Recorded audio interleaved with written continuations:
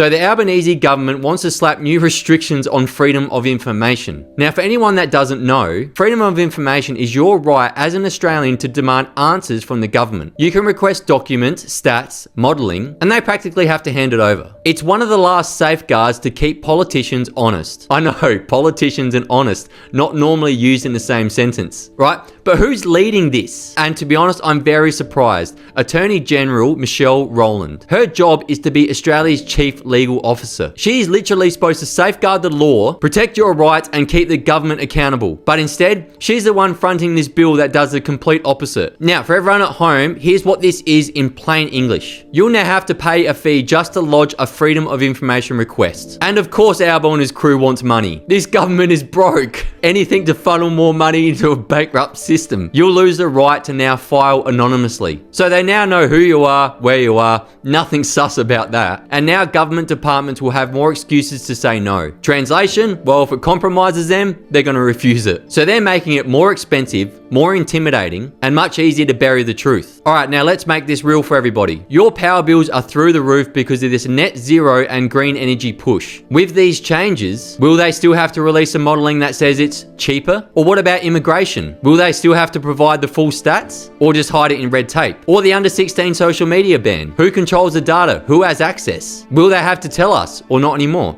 And if they bring in misinformation, disinformation laws, will they have to provide the evidence for what they say is true or false? Or will they just declare it and shut everyone down who doesn't agree with them? Because once the government stops releasing documents, once they stop letting you see how decisions are made, that's when transparency dies. And history has shown us when transparency dies, corruption thrives. That's not a democracy, that's how authoritarian systems run. In China, for example, what the party says goes. No questions, no evidence, just control. And it comes down to this. It's about a government that no longer thinks they have to answer to you. That's the real issue here. These changes go beyond price tags. This government is heading down a path where it feels like they don't have our best interest at heart. It feels like they definitely don't speak for Australians anymore. And it feels like they've forgotten the sole purpose that they're actually there for. To serve the people. Because once you start paying for documents, stripping autonomy, and once you start hiding behind cabinet secrecy, you don't have accountability anymore. You just have power without scrutiny. And that's how democracies collapse. Not overnight, but piece by piece, law by law, until the people realize they've got no way out. They've got no one to hold accountable anymore. And that right there, well, makes me worried about what the future will hold. What's your thoughts?